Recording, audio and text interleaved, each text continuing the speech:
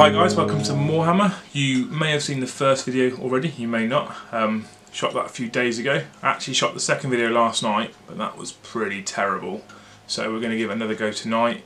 I had many interruptions from the family. Selfish people. One of which is 3 weeks old. Selfish, tiny little human. So instead of trying to mash that and edit together, I'm going to try and answer those questions again tonight in a little bit more of a professional way. Also, Games Workshop have released an FAQ today. I haven't read through the whole thing yet. I've been busy socialising. Again, selfish people. But there's one piece of information from that we've picked up which is quite poignant to the first video, so we'll discuss that in a minute. Anyway, if you are new to the channel, welcome. If you watched the last video, thank you very much.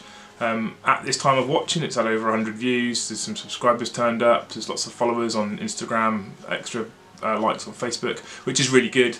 So spread the word, get more people to like, follow, comment, subscribe, etc. It's all really good for us. I had a follow today from Bella Lost Souls. Who'd have thought? They've got like 155,000 likes on Facebook, and there's me with 63. So they're following me. I mean, that should tell you something. Anyway, maybe not. Maybe someone slipped when I hit the button. Happier tonight than the first video. I spoke to Winters about the first video. He quite liked it, but said that he listened to my voice getting worse. I explained that at the time. That was a severe lack of beer. You know, the wife was asleep. She didn't bring me one. She's not asleep tonight, so have a beer. So we should be okay. Otherwise it'll break like a hormonal teenager again. Maybe that could be a niche. You never know. Anyway, on to the very first point. So, I had lots of questions in the first video about meta, about units that are broken, cheese builds, etc. And I kept going back to a build that I'd spotted already on competitive 40k forums and tournament-based lists, etc. Which essentially was flyer spam. The one that stuck out in my mind was the Ultramarines Primarch and 4 Storm Ravens. Games Workshop released an FAQ today, thankfully, and they seem to have already fixed that issue, which is really quite nice. Games Workshop, a company for as long as I've been playing the hobby, renowned for essentially knowing there's issues and doing nothing about it. Well, this edition's been out for a month or two now, not even that long I don't think. And this is the second release of FAQs already, so they seem to be working really hard to improve and fix issues that are found. The point that they've focused on, or not focused on because the FAQ is huge, but the point that I've focused on since the FAQ's come out, and I haven't read it all yet, I will read it all and I will do a video on the FAQ, is that it is essentially a fix to the flyer spam problem. So essentially, all of you will know, 7th edition this was definitely a rule. I don't know about 6th edition, but if at the end of any battle round, or game turn as it used to be, you have no models left on the board, you auto lose. Even if you've got stuff in reserves ready to arrive, that was an auto lose.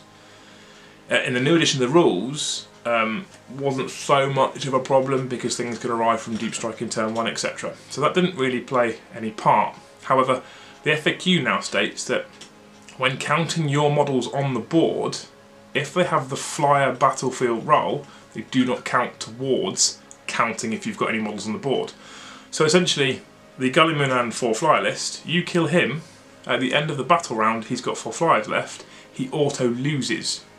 Now from a fluff perspective that's really interesting because clearly flyers are supposed to be up in combat airspace, they can't hold ground, they don't seize ground, they don't take ground from the enemy, they are just flyers, fast jets, bombers, etc. So from a fluff wise it makes sense. From a competitive standpoint it will limit pure flyer builds, thank God, because people can't win with them. If you take pure flyers you lose at the end of the first game turn. So unless you're able to table your opponent in the first turn, which you can't, I almost guarantee you can't, then you won't see them anymore. So they fixed that instantly. Like I said, there's more fixes in the FAQs, there's some changes to certain things, Tau got some buffs, etc. We'll do a video about that once I've read the FAQs properly. I'm off on a course for 4 days next week. I'll probably take this with me because otherwise I'll be sat in the hotel room on my own with Pornhub or something. So it's much more constructive use of my time. I'll read the FAQs, we'll do a video on it, we'll see what people think. Right, okay, now into the meat of the video. So this is going to be entitled More Questions. More hammer, more questions. I know you get it. Essentially, I'm going to try and do a maybe weekly video eventually. I don't think it'll be that to start with because I won't have enough people asking me questions all the time. But maybe fortnightly video on questions that people have asked me about the edition, the hobby, the game, competitive play, narrative play, lists, etc. And I'll answer those questions. Oh, air freshener's just gone off. Maybe I stink. And we'll call it more questions. I'm going to use more tactics and more games and more FAQs and all that kind of stuff. I'm lazy, it's easy. So what I'm going to do is continue to answer the questions that were started on the first video, which was released on Sunday. We got through the first 3 or 4, there's about 3 or 4 left. I didn't want to ramble on for 4.5 hours and put everybody to sleep, so I only did the first part. We had about a half-an-hour video. Seemed to be okay, seems to have gone down well as a nice time frame. Maybe you thought it was too long or too short, let me know. As long as it's constructive, I'll listen. If it's idiotic rambling, I won't. But we'll answer the next 3 questions tonight, and then we'll wrap it up, and we'll go from there, and we'll see if we've got another semi-decent video, or whether the first one was just a pure fluke. Right, the first question was from, well, I say first. The first question tonight was from Michael Bromley. I've already mentioned him in the first video, close friend of mine, we play a lot together. This camera is his. The reason this is happening is essentially because of him, otherwise I'd be recording on an iPhone and would look like an absolute pleb. So, thanks mate, makes it happen. Yeah, you're going to want royalties and stuff, aren't you, when I'm rich? Awkward. We might have to move house. So the first question he asks is open, narrative or matched play? Personal preference and why? It's quite an interesting one. So obviously this is the first edition of the rules where we've had more than one way of playing the game. Games Workshop recognised after 7th edition that just a single format didn't work for everybody for a multitude of reasons. And essentially it didn't work for competitive play. It was too free form, there wasn't enough restrictions on it, the missions were too loose. So ITC stepped in as a tournament organiser, and amongst other tournament organisers, ITC just being one of the biggest, and they created their own competitive rules pack whereby they FAQ'd things, they nerfed stuff, they changed the mission pack, they restricted Maelstrom objective cards to a reduced deck with different rules, etc. to balance the game competitively so it was more of a player-on-player focus. Games Workshop have clearly recognised with 8th edition that was an issue in 7th and they needed to fix it. So we now have 3 types of play. We have open, we have narrative and we have matched. Open play I haven't really touched. It's a bit of a free-for-all and that's probably why I haven't really touched it, because I don't think you gain anything from it. However, it is going to be fantastic from a new player standpoint because people who have never played the edition before will find it really easy to pick up any models they want, play a game of open play. It's not too advanced, it's not too difficult, away you go. So it's good for bringing new players to the hobby. Something which really struggled in 7th because the rulebook was thicker than my thigh. It was ridiculous and you couldn't get through all the rules. As a new player it must have been really daunting. So that's a good idea, but I don't really play it, so that one's out. That leaves us narrative and matched. Narrative I'm a massive fan of because it's fluff based, so I like narrative. Competitive matched play, I call it competitive matched, the same really. I'm also a big fan of those because it levels the playing field and it becomes more of a skill versus skill game rather than a game of chance. However, when you're playing a campaign or building a series of games together, narrative is clearly the way to go because although armies get advantages, that's part of the story that you're trying to sell. So off the bat, if I had to pick one, I'd pick match play and I'll explain why. So first of all, narrative uses power level. Now I've not had much experience with power level, I've played it a bit. And I like it because it's quick and it's simple. And amongst friends who are not going to try and out-cheese each other, power level's a good idea and it works. Against people who are going to out-cheese each other and competitions and pick-up games and such, I'm not such a fan of power level because you encourage people to break things, break almost what I would call common courtesies, not play WYSIWYG because they can take every upgrade so they will for no points cost. And that can unbalance and you'll get the player who will play power level what I would call properly and the player who won't, and when they come up against each other there's going to be a mismatch of balance there.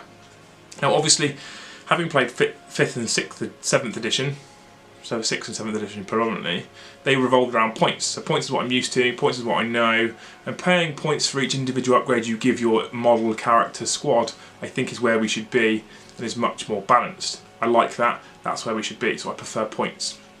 Having said that, like I say, for quick pickup games, power level is good fun, and I have spoke to lots of people on the hobby who have been playing power level, have had no problems with it, and have had some of the best fun that they've had in a long time. And actually, it gets rid of daunting list building as well, so people that haven't played the hobby for a while, I'm finding it quite easy to pick up power levels and just go and play, which is good because it's bringing players back into 40k. That's always a good thing. More players is always a good thing. The other thing that matched play does that narrative doesn't is it encourages you. I say encourages you. It forces you to pay reserve points, kind of reinforcement points, I think is what they call it. So, for example, demons. I used to play each demons. Still have some. Still have a load, and they could summon in 7th. And you could stick an 1850 point list on the field, summon some demons, and suddenly you've got 2,500 points sat there against your opponent's poor 1850. Not particularly fair or fun for the opponent specifically, and not really a downside to it. You've just gained free units and free models to play with. In 8th edition, you have to pay reinforcement points, so you have to reserve a chunk of your points to be able to summon those units, which means you start on the field with a smaller force, and then you can summon these things in. Still really effective because you can pick the units that you specifically need at that time, rather than just, oh crap, I've already got this unit set aside or whatever. So you can still, it's better than reserves essentially, because if you have got bloodletters aside and you don't need them, they're no good to you, whereas now you could summon pink horrors, for example. Excellent, and much more balanced. However, the thing I don't like about match play, and I prefer about narrative, is the psychic focus rule. Now, people are probably going to sigh and yawn at me, because I've been a Seer Council player for 7th edition. I had Tzeentch Demons, as I've said. I've now got 1,000 Suns. I'm a real big fan of the psychic phase. I like psychic heavy armies.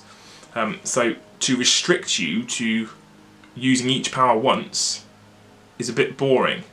But what it does is it encourages you to smite spam. I would argue smite is probably one of the most powerful psychic powers you can cast at the moment for a measly 5 warp charge. And doing D3 to D6 mortal wounds. It's incredibly powerful psychic power, and that's when they allow you to spam, which doesn't seem to make sense to me. I don't know why you would do that. I don't know why you would let people use... So for example, Elder Seers have Doom, Guide and Fortune. I have to think about the game and be more tactical at how I'm going to use Doom and how I'm going to use Guide and how I'm going to use Fortune than using Smite. So let me use those powers more. Restrict Smite maybe not restrict it, but at least if you open up the rest of the powers, then you won't have so much Smite spam. Now, I saw today a glimpse of the Space Marine Codex, which had more than 3 psychic powers. So perhaps, as the individual codexes are released, we'll see more and more psychic powers, and psychic focus won't be that much of an issue. But at the moment, I prefer the way narrative plays, and that I tend to take that chunk of narrative, drop it into matched, and that's how we play our games at the moment, most of us. However, I've played psychic focus properly with John.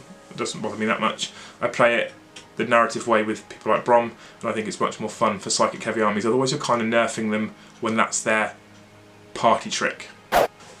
Whilst we're talking matched and narrative, I want to talk a little bit about Maelstrom cards. I've had this discussion with a few people. People argue, disagree, agree. It'd be interesting to know what other people think. This will be an interesting one to interact with you guys about and hear what you think. So, in 7th edition, we were introduced to Maelstrom objective cards. You used to buy them in packs. You could also roll on the table in the rulebook. Essentially, in 7th I loved Maelstrom.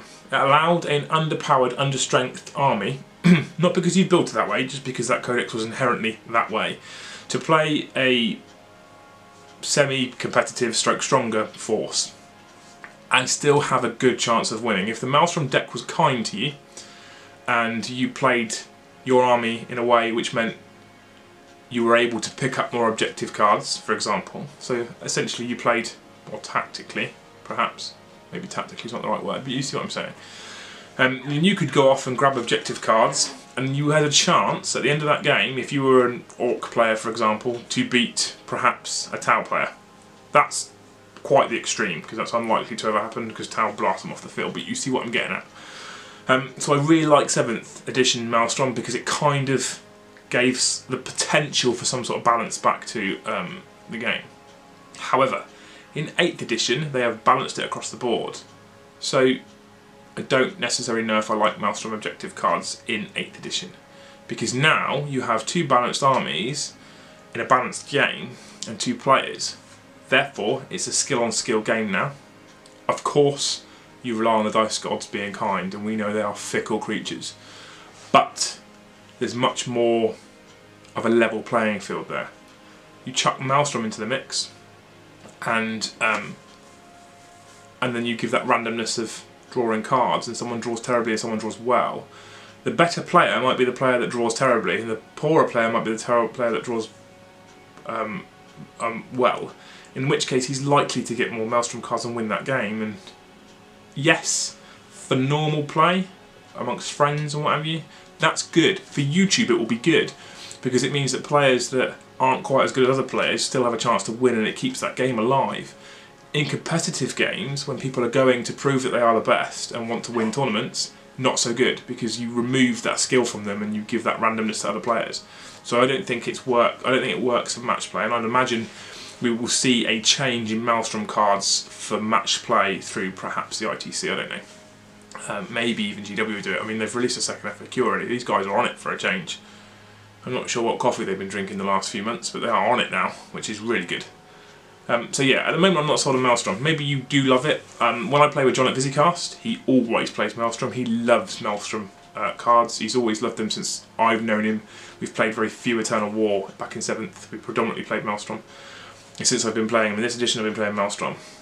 Friends of mine here, who I've been playing, we've not played so much Maelstrom. In fact, mostly we played Eternal War. And on Friday, I played Brom, and we didn't play either of those. GW has released a new card pack, Open War, I think it's called. I might be wrong, I think that's what it's called. He's got the cards at his house, I couldn't tell you. Really like this format. So essentially there are 3 decks of cards, well there's more than that, there's 5. There's 3 main decks of cards. Objective, Deployment, and Twists. And what you do is you set your board up, you set your scenery up, you shuffle all your cards up, and then you draw the top one for each card. So you'll draw 1 for objectives, which will tell you the objectives of that game. 1 for deployment, which will tell you the deployment map for that game. And 1 for twists. Now twists are what they are, what they're called. They are a twist on the game. One of them, for example, just to give you a feel for it, states that in the first game turn, all ranged weapons are limited to a 12-inch range. Next game turn, you roll a d6, I think it's on a 4+. The range is increased by a further 6 inches, and that continues. So game turn 1, 48-inch last cannons, only range 12. That's it. That's all they get. So that's a twist. Imagine there's other sorts of twists on there as well, which I really like. So the combinations, the potential for combinations, means you're not stuck to the same 6 missions in Maelstrom and the same 6 missions in Open War. Not Open War, sorry. Eternal War. You have an absolute mass of combinations of cards that could be drawn to create missions. So lots of different missions, and I'd like to use those a lot on YouTube because you'll see many different games rather than, oh, he's drawn Cloak and Shadows, oh, he's drawn the Relic. It's the same game, we've seen the Relic 5 times before. So I quite like those. They add a new edge to it that I'm a real fan of. So I liked mostly match play rules without Psychic Focus, but with these new cards. So it's a bit of a wishy-washy answer because I'm not giving you one straight answer, but that's where I sit at the moment.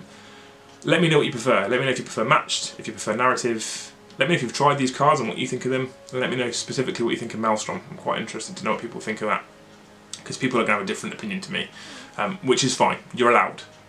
Just don't voice it on the channel. Then we might fall out. Okay, so the next question is from Noel. You may have seen Noel on Visicast if you've watched Visicast before. Dirty, stinking fishhead towel player. No, I'm only joking. The banner that you've seen on the top of the YouTube channel for us, our logo, our watermark, the intro scene, graphics, not the actual animation and the building of it, but the graphics that we use. Noel has created all of that stuff for us. What a legend. I'm sure I'll go to him with more and more stuff that I want him to put on videos, overlays, text without background, because he's just much better at that stuff than I am. Honestly, Photoshop, you might as well let my 3-week-old play with it, because I'm no good with Photoshop. I'm just about learning Premiere Pro. So legend, Noel, thank you very much. If you hate the logo, it's his fault, not mine. I didn't make it. I just kind of told him what I wanted and he did it for me. Anyway, so he asks quite a nice question because it's different to every other question I've answered so far.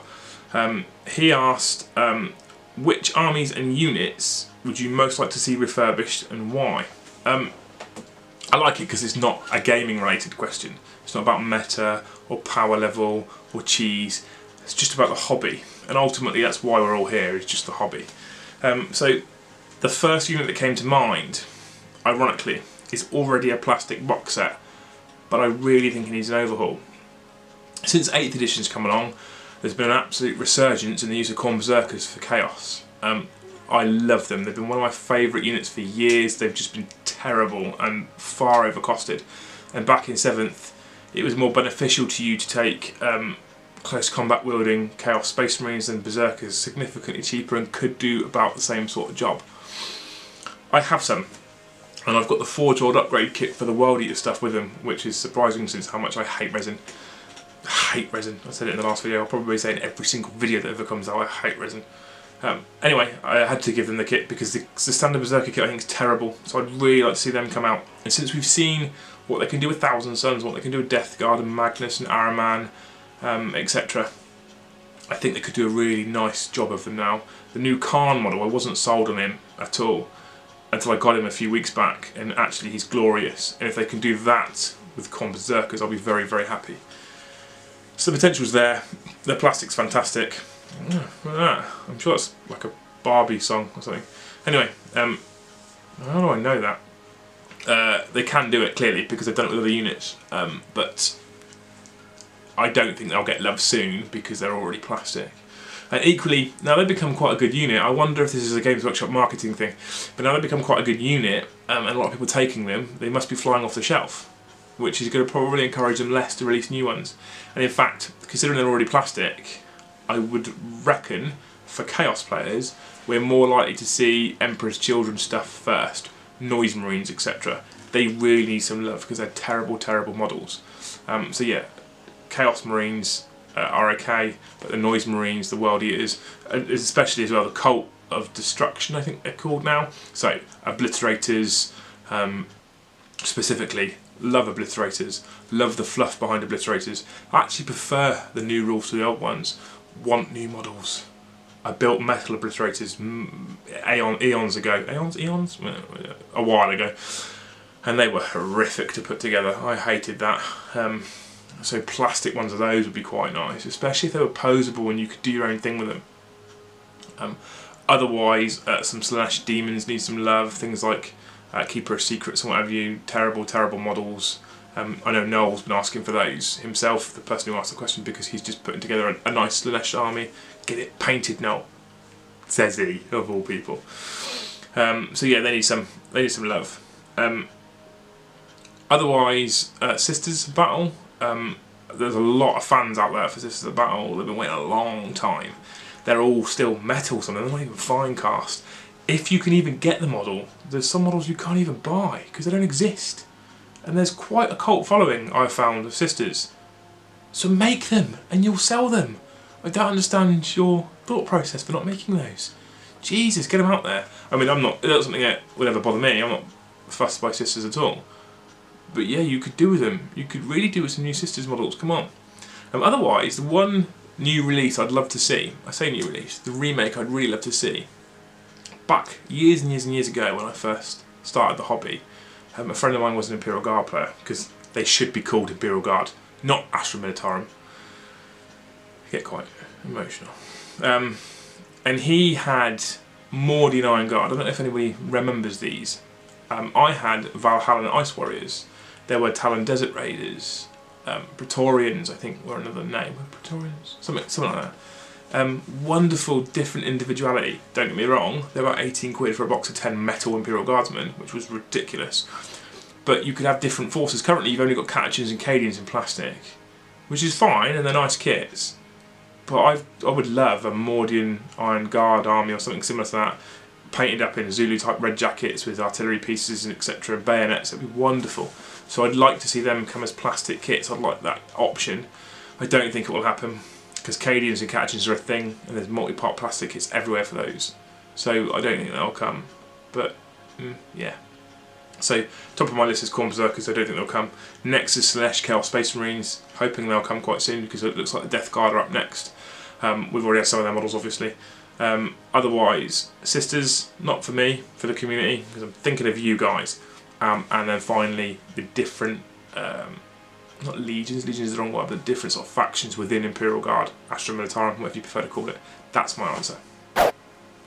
Okay, so that was the final question on the Facebook post. So last night when I started to film this video for the first time, which it looks likely now you'll never see because this one's going okay, I put the question to a little hobby Facebook community group thing we've got on the go. Not the wider Warhammer one, it's a little group chat amongst friends. It's under the name Visicast. I think John was invited to the chat and just sort of boycotted it and stole it for his own self-importance. Love you, John, and your hair. So I asked the guys, is there any more questions? I've currently only got 2. I would like 3 or 4. So the first one I got through was from Sam, who owns and runs the Emperor's Path channel. Go check him out. Really good guy, really good channel, lots of videos. Would love to get more views, more subscribers. And he asks, from what you've played thus far in 8th, what do you think works and what doesn't work? Quite an interesting question.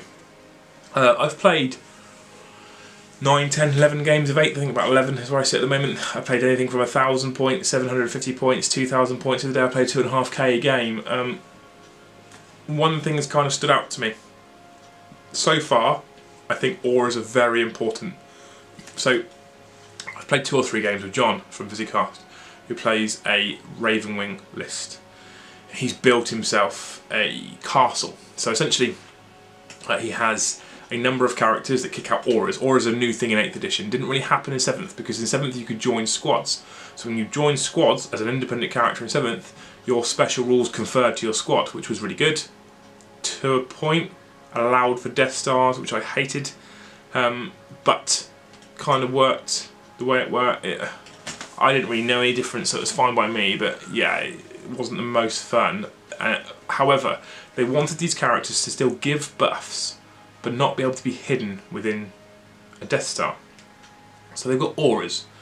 Units within 6, units within 12, units within 9, units within 7 inches gain a bonus. Rerolls to hits, rerolls to wounds, rerolls to invulnerable saves, etc. And that's auras now. However, most characters only give one type of buff, apart from Gulliman, because cheese. I only call it cheese because Brom's painting him right now, and that's what made me feel really guilty.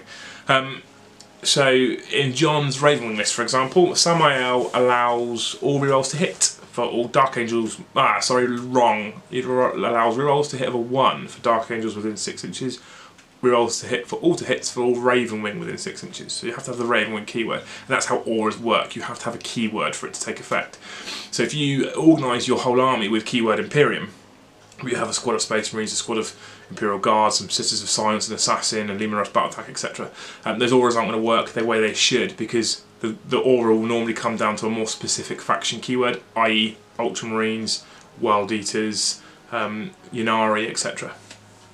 So he has Samael with his rerolls, everything to hit for Ravenwing. He has a Ravenwing Dark Shroud, which is a 6-inch bubble, which means you -1 to hit when you fire at anything within that bubble. He has a Ravenwing Ancient, which gives +1 attack to everything in the fight subphase. And there's other bits in there as well. And he builds this castle, so it all deploys together as a big blob with his Dark Talons and his Bikers and his Black Knights, etc. So when you first fight him, if you get first turn, you suffer a -1 to hit against this whole unit.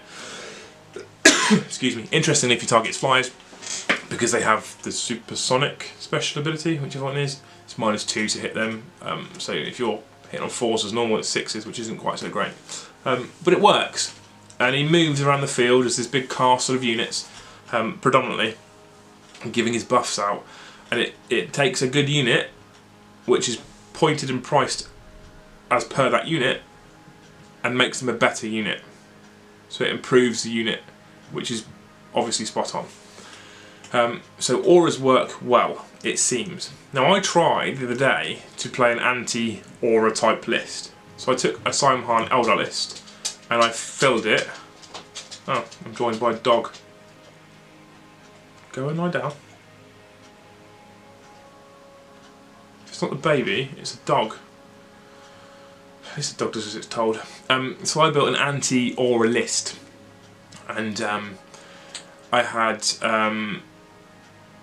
jet bikes, Sears on bikes, Falcon grav tanks, night spinners, wave serpents, etc, etc, etc. We did play a big game, we played 2.5k, had no Wraith Knights, no Aspect Warriors. Oh, actually, back to the previous question, Aspect Warriors, they all need new models. Phoenix Lords definitely need new models.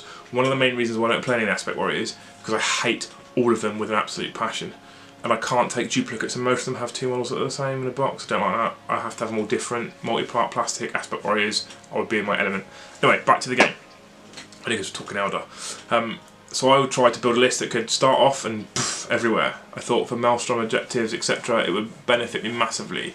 And not to rely on aura buffs, because the Seer powers are sort of 24-inch range for the psychic powers to give buffs out, and I only give it to 1 unit. I played a Gullyman list. I got creamed. Absolutely creamed.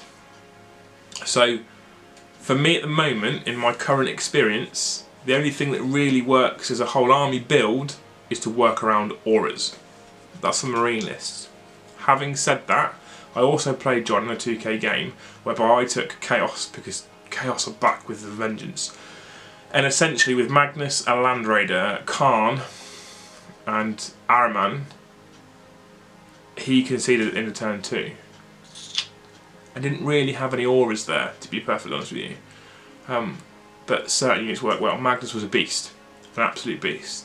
And as much as I cringe and whinge about Reboot Gulliman, Magnus is very, very good for his points. In fact, arguably too good. And I fear that when the Thousand Suns Codex come out, he'll lose warp speed, which makes him incredible. Turn 1 charges? Yes, please. So he's really, really good. Khan is amazing, which is good because he should be. The Land Raider, for me, every game I've played with my Chaos so far, I've included my Land Raider. I took it in the first game because I never used it in 7th because it just died on turn 1 and my Berserkers got out and walked across the field and then died on turn 2.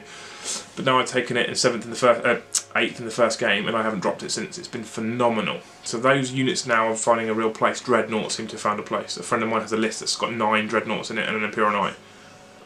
An absolute wreck face list. Yeah, it won't go and get objectives really quickly, but what a tank to try and take on. So I like that stuff. And it seems also that hordes are working for the right armies, Nids, Orcs, etc. So yeah, that's, I mean, there's lots of little elements to that question. I think hordes work, I think auras work, I think certain old units that should be good like Land Raiders now work. Dreads are back with a vengeance. That's about it. Okay, then I got asked another question from that same group of people. And I knew we were going to devolve a little, so I thought I'd humour them anyway. The first question came from Darren Gwynn. Before I go on to Darren's question, I have to make a bit of an announcement. I say an announcement, it's not the right word. We'll call it an announcement. When I posted the first video up on Sunday, well, Saturday night it went up to some people, and then it went up live to the rest of the world on Sunday. I shared it to all my hobby friends, of which I have many, of course, because I like the community that is built around 40k. A certain individual decided to have a little bit of a cry, so I'm going to have to mention him now. A guy called Martin Waller. Now, he's a big, tough, bold-headed lunatic, big angry man, but he got really upset because Darren Gwynn got lots of mentions and Martin didn't get any. So I'm going to bring him up now, just because he had that whinge, and it's done then, and it's out of the way. I'm hoping to get him on camera because his painting, his ability with a brush, in my life experience so far, is some of the best I've ever seen. I'll be honest, this is controversial. Gwyn comes very close. Gwyn could win Golden Demon. He just won't put his stuff in, which is a shame because his stuff is phenomenal. And if I can get some of his stuff on the channel for focused videos on just minis and the way he paints them, not for battle reports, just close-ups of those minis, I'm going to do it because his Harlequin specifically and his Eldar stuff is phenomenal. However, what Waller's got that Gwyn hasn't at the moment is Golden Demons and a Slayer Sword. If you don't know what a Slayer Sword is, you don't know Golden Demon. Golden Demon is a painting competition that Warhammer, what do you call them, Warhammer now? Do you call them Games Workshop? Games Workshop hold up at, more often than not, Warhammer World. And they have categories, monsters, characters, duels, etc. And some of the best painters from around the world paint their models up and build dioramas, etc., enter them into Golden Demon, and they have statues, they have fineless pins if you make the last however many numbers, I'm sure Martin will tell me, and then you have bronze, silver and gold, and then best for the day gets the Slayer sword. He went and won a Slayer sword. Now, he won it with an Age of Sigmar model, so I'm not going to show it, because I don't care about Age of Sigmar, I only care about 40k. Controversial, I know. But he's also got some wonderful 40k pieces that I'd love to show you, if he's prepared to get them out of his case for me. But, I'm going to mention him. Head over to his Instagram page. He's got an Instagram page called Martin Waller Figure Painter. Give that a like. Check out some of the stuff he works on. It is really top-notch stuff, and he's a nice bloke, to be honest. So yeah, go give him a thumbs up, and then we'll move on to Gwyn's question. Right, Gwyn's question. Quite a build-up. Say quite a build-up. I think you already know it's going to be stupid because I said I knew it was going to devolve by this point. Gwyn's question, simply put, is there a God? Stupid question, Gwyn. Yes, there's a God. You should be praying and worshipping to him every single day. I'll take WhatsApp, Facebook, it's up to you. Just let me know, okay? So I know you're praying. I keep telling you. Anyway, after that, the questions got worse. Now, I won't go into much more detail. James Barrett, JB, he's been on Visicast, said, will there ever be a boy born who could swim faster than a shark? Callum Slater, I think he's been on Visicast as well. He's a good tournament player. What would Jesus do? I mean, I don't know how they think these are fully 40k related. There's only, depending on who you support, there's only a number of gods in the 40k universe. We haven't covered them. There is no Jesus. The blood god is really the only god, but there are others clearly. So as soon as it devolved into that, I decided, right, you know what, we're not going to answer any more of those questions, we'll leave it there. So I think I've got another half an hour of the footage-ish. I've been watching the camera. Clock. Cameras don't tell you the time. And I think we've got there now. It's definitely been smoother than last night, because last night, screaming baby, lots and lots and lots, no beer from wife, horrendous. So this is better. I'm going to enjoy editing this one more. It'll be easier to edit as well, because I haven't got to try and chop bits out. And also, the cut of times the camera cut me off halfway through, which is very rude. I don't know what Mike's programmed it to do. Anyway, I am aware, very similar format to the first one. I'm aware it's just me waffling again, but I actually got some quite good feedback, so we'll see. I've changed the seating position already because that chair was a bit low and I felt a bit slouched. I'm in my hobby chair now, so I'm a bit more up and I feel a bit more ready to go. It's helped me actually with the speaking. Waller, Winters, I hope you've noticed. By the way, I told my wife what you said about my voice. I won't read it out. I'm going to read it out now actually. I'm very proud of this one. I told her what you said about it, and she said to me that she thinks you've got a crush. So I sent my video to Winters, a big YouTuber, massive fan of his stuff. I just wanted feedback. I wanted him to know what he thought. I wanted him to critique it for me. He might have thought it was terrible. I'd have taken that on board. So I asked him, and his response was, I said, I'd love your feedback, and his response to me was, I listened whilst painting as your voice got worse and worse, and I was like, oh God, absolute bombed on the first video, this isn't good. And then he said, you have a certain quality, a particular whimsy, a dash of lemon over gin and ice. It translates well. I told that to my wife and she thinks you're coming on to me. If that's the case, why haven't you invited me up to your channel? That's a lie, you haven't invited me up to your channel actually. I must come up and play you. We'll get that booked in sometime soon-ish. But yeah, that made me a happy man all day, so thanks mate. I hope you like this one too. Let me know again, just because if it's that sort of comment I'm going to get, I'm going to keep asking for your feedback because it gives me a warm fuzzy feeling. Okay, so we're done with the questions for now. I've kind of run out of questions. I've got much other stuff to talk about. We're going to try and do an FAQ based video in the week. I don't know when that'll be released. I don't know when this will be released. It depends on when I get time for now. And try and cover all the FAQs and the changes in the erratas that they've done. There's a lot at the moment over the course of the last 2 FAQs, but I'm sure we can power through the pertinent, poignant parts of that and give us some good content for a video. I intend in the next couple of weeks to get my Eldar out, because that's my only fully painted army at the moment. My cult mech's getting there. Onto some tiles, do a little bit of recording that, talk you through my list of my army. Even though it's terrible now. I'll do the same with my cult mech that Darren painted most of it really well, actually. I've said it in the last video, I'll say it again, I gave him some stick. It is really good. He smashed that out, what a legend. So we'll get that on there. We'll do some videos for those sort of lists and see what people think, and then I can get other people's painted armies on and do videos and talk to them about it. A bit of sort of tactica perhaps. I hope that's the sort of stuff you want to see. Anything else you want to see, let me know via the Facebook page, via YouTube, or Instagram. I'm on Instagram now as well. And let me know what you want to see. Let me know what you think to these. More importantly, I'm going to pin a post to my Facebook page at the top. More questions is what it's going to be. Keep going on there and asking questions about the hobby. Ask about rules, about thoughts, impressions, codexes, etc, etc, etc. Keep asking, because without those questions I don't have a video.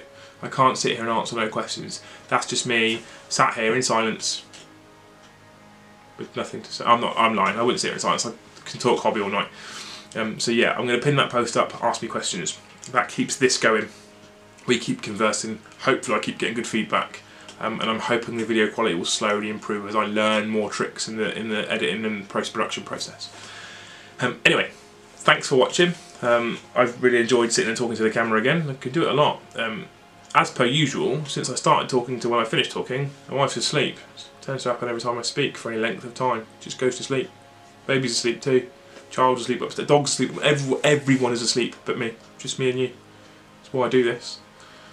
I hope you've loved it. We've been MOAR Hammer. I need some sort of jingle, some MOAR type thing to put in there in the future.